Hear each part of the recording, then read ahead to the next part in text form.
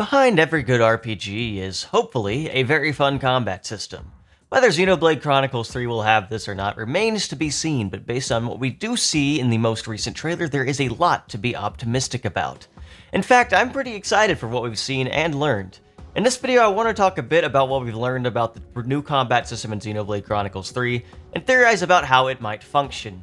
Against my own better judgment, I'm doing this before an analysis of all the other stuff in the trailer, but I just really like the combat that much, and I think there's a lot of interesting and cool stuff here.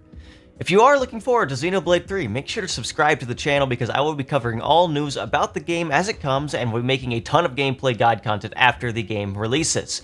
With that done, let's get into it. So the first things that we might notice is the UI.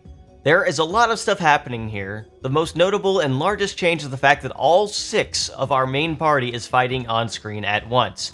This means that you have 6 party members in the game to keep track of, and 6 people yelling all of their battle lines all at once. The typical Xenoblade experience, am I right?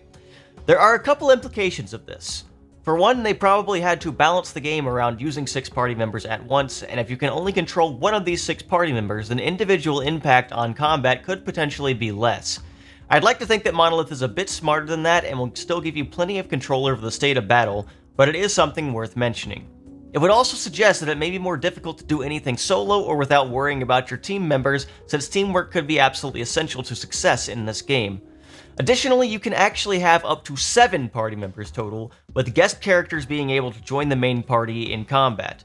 Whether you can ever directly control these characters or use guest characters to replace current party members remains to be seen, but that adds additional options to combat nonetheless, and is way more party members on screen than most RPGs will ever have. We have seen 3 of these guest characters so far, and the 2 non-pawn function as a pair, forming 1 character for combat purposes. If we are to look at the rest of the interface, we see in the bottom right of the screen we have the Xenoblade 2 style art palette, where arts are assigned to different buttons. Additionally, it seems they function somewhat similarly to the Xenoblade 2 arts, where auto attacks will recharge them. However, in this one clip of Mio, we can see that her using Butterfly Blade fully recharges the rest of Airfang, suggesting that both auto attacks and art uses restore other arts. This might be a way to speed up combat without the use of pouch items, since it is very likely Monolith noticed basically everyone used art recharge pouch items in Xenoblade 2 to drastically speed up combat. I think this is a very valuable change, and if auto attack canceling is still a thing, could lead to a lot of fast-paced gameplay. Additionally, it seems like it is possible that you may have control over 6 arts in this game instead of the standard 3 from Xenoblade 2. I say control because the character that you are directly controlling still only seems to have the 3 arts listed. However, at the bottom left of the screen, you can see another art palette, but the arts listed are arts of an ally. In this very first clip, you can see Wide Slash, which in the second clip is shown to be an art that Mio uses.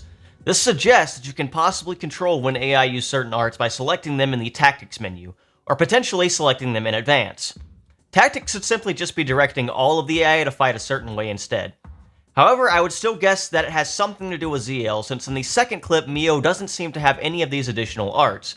And more importantly, it appears that when the Tactics menu is pulled up, you can press L or R to swap between party members, which suggests that this may be how to swap between them. Or, if we're really lucky, to just completely swap party members in general, so we can control all 6 in the same battle if we really wanted to.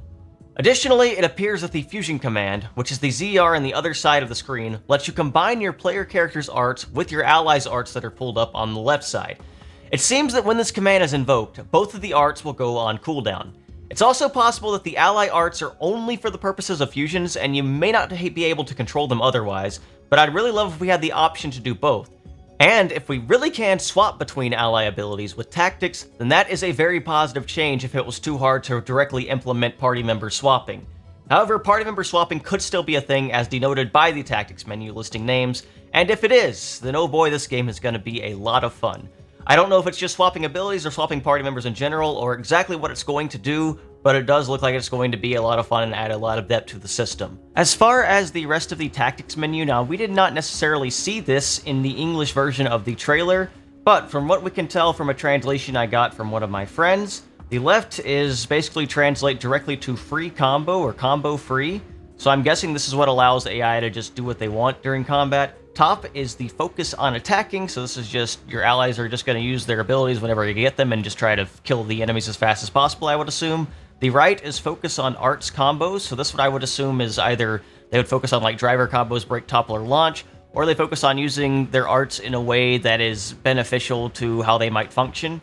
And the bottom is assemble, which is probably just your AI comes to you and stops attacking. They probably like stand behind you, similar to that command in the first game.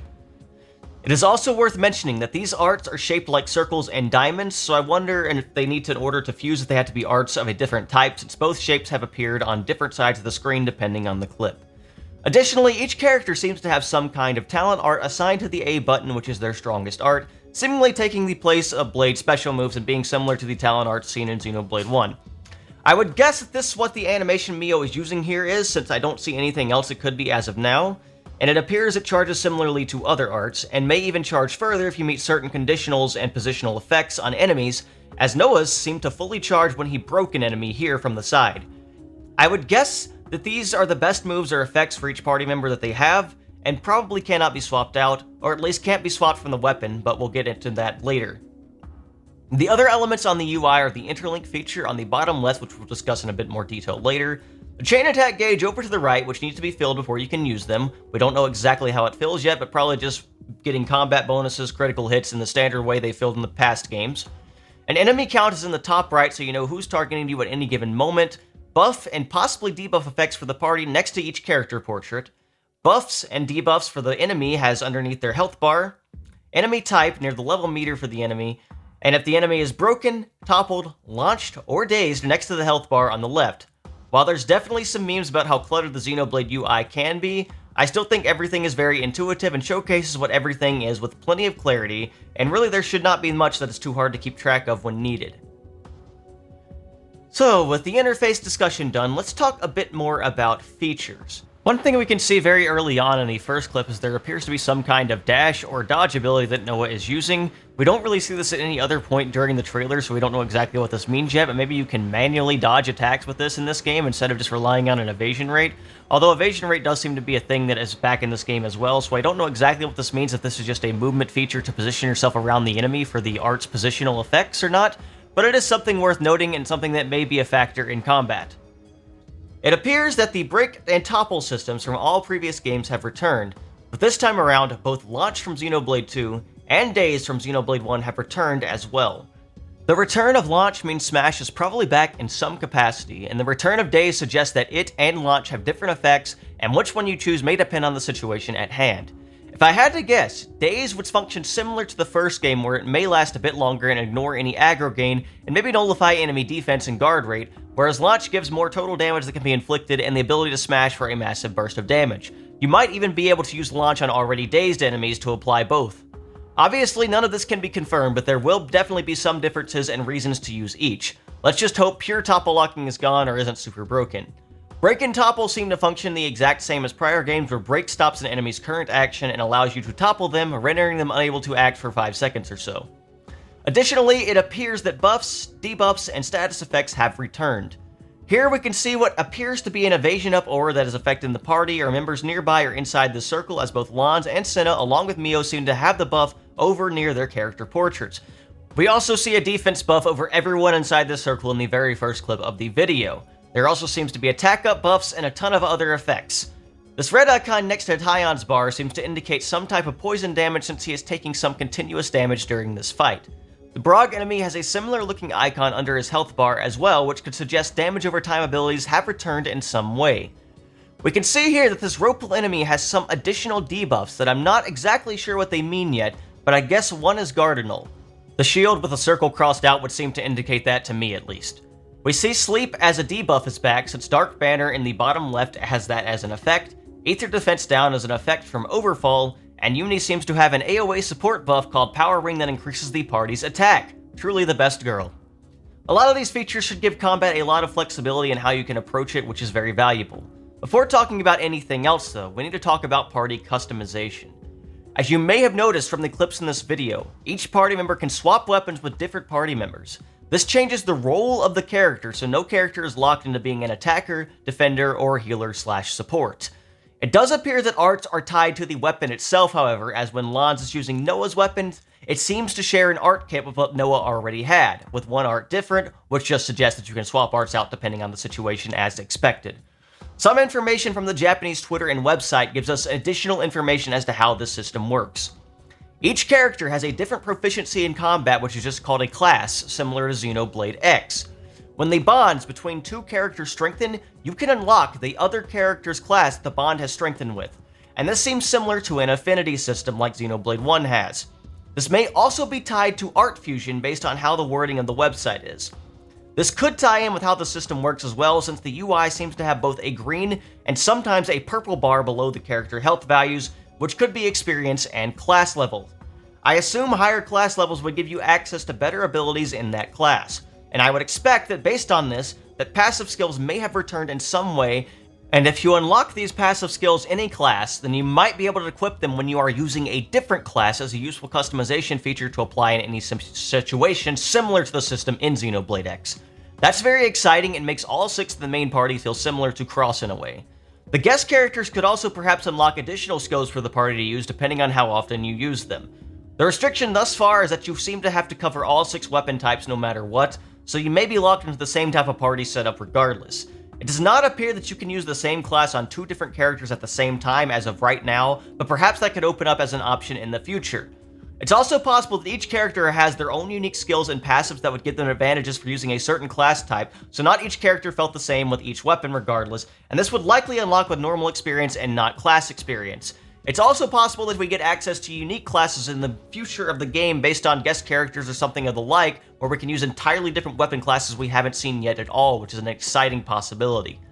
I figure there has to be some differentiating factor, so there's certain advantages to using weapons with characters, but regardless, this does open up a lot of customization options just because of, as of now, from what we have seen, there are 36 different weapon and character combinations from the main party alone. We haven't actually seen the menu, so we don't know what all the customization features will be, but I would guess that there's some kind of accessory and aux core feature as well to further increase customization of characters. All of this sounds really exciting so far, but there's still some other features that need to be discussed. Interlinking is probably one of the most exciting new mechanics we have. In its simplest form, this allows the pairing of characters, Noah and Mio, Blunz and Senna, and Tyan and Uni, to link up and form an Ouroboros, which is basically Grendel from Kuro no Kiseki or even Nahabino from SMT5, I don't know. Regardless, it's a sick mech type thing with some slight Gnosis vibes, but I'll get into that in a different video. For combat purposes, it gives you access to an entirely new art palette that seems to have some extremely strong effects like Break All and Annul Guard on just the 2 arts we see here. It has also been confirmed that the warning meter that appears in the UI is an overheat meter, and using it for too long will cause this to happen, probably canceling the form. If I had to guess, the level 0 may imply that using it more will allow you to stay transformed longer as it levels up. I have no idea if the level meter is combat specific and resets every fight, or if it's a permanent thing, but will likely give additional bonuses as you increase in level. Mecha Spinning Edge seems to be an AoE pierce attack, so it's probably going to be pretty hype as a talent art.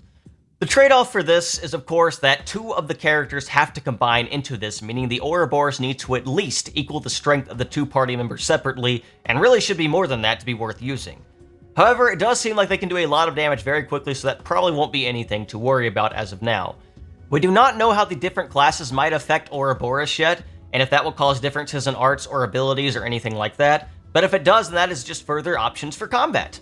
Otherwise, it appears to function the same as a regular character as far as combat capabilities, just being a whole lot stronger. I do wonder if both sets of skills and accessories or equipments will apply to these forms, and how that will work if so, and I wonder if we will be able to command the AI to transform into these forms as well. There may also be a penalty for overheating, and it may be better to manually cancel when the meter gets too full.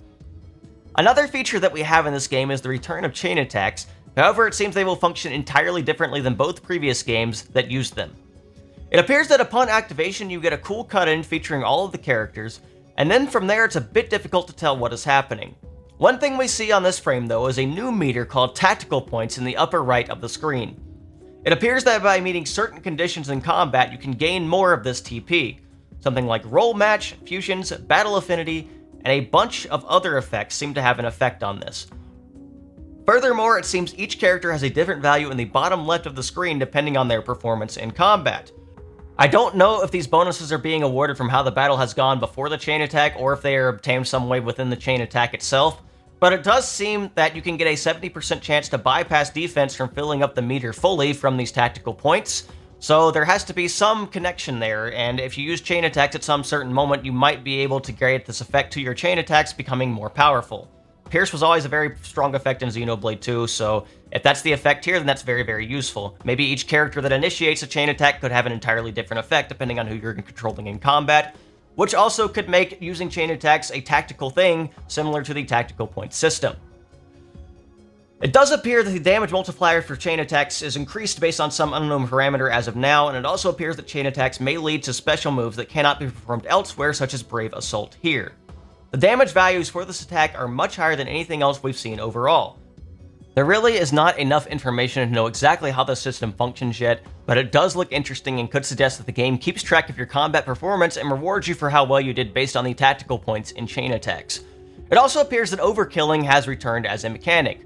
Overkill was a great feature in Xenoblade 2 that multiplied total gain experience, skill points, and art points by the overkill percentage, meaning you never had to grind at all and could always keep leveled up.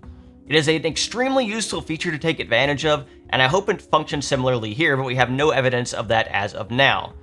As far as what we've seen, there isn't too much more to analyze, but there is a lot of things to potentially be excited about, and I'm really excited to play the system.